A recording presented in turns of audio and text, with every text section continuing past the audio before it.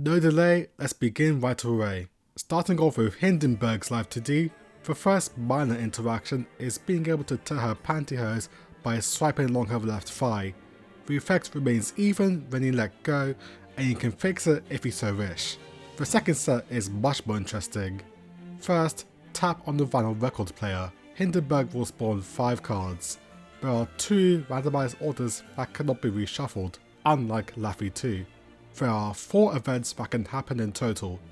She can do a tail whip if you choose cards 1 or 2, which is about what you expect. Cards 2 or 4 can make her stick her tongue out. That's it. Cards 3 or 5 are the most interesting, as Hindenburg offers you a lap pillow. The animation itself is the same as her special touch, just without any dialogue.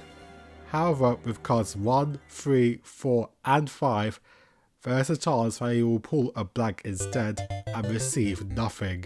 Too bad. There is another way to trigger her lap pillow animation. Tap to the left of her feet, or more specifically the blanket, to enter the pose. The main difference here is that this state is indefinite, not on a timed basis like the other 2 methods. Tap within the area to revert back to normal. Next up is Kearsarge's L2D. This skin is very technical, so follow the steps carefully, and thanks to Syanda for figuring most of this out. 1. Tap on the pole around the middle section, at the point where Kearsarge's butt would connect. 2. 5 tubes, like what you see in her default, should come down. All of them can be attached to Kearsarge at the same time. We'll go right to left for order. Pipe 1 brings up a control panel to control the colour of her tights. There are quite a multitude of colours you can choose from.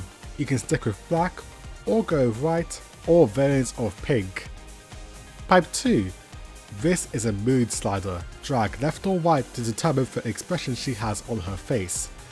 You can drag it all the way to the left to make her very pissed, or drag it all the way to the right to make her face look like a shitty hentai edit, complete with heart pupils. Pipe 3 allows you to control how much of her tights rip. It's not super precise, but it does mean you can rip them by more options for just 100% or 0% if you are into that. Pipe 4 spawns 2 toggle buttons, each with a different function. Button 1 on the left takes off Kearsarge's right high heel. Tap it again and it will come back on. Button 2 spawns a tail and cat ears, replacing the usual bunny features. And tapping that button again causes it to despawn. Pipe 5, the cream of the crop. There's a button with a hand symbol on it. Tap on it, and after the bar fills up, Kearsarge will do a special pose for an indefinite amount of time. There are 5 pose presets to choose from via this knob. Tap on her to exit out of it.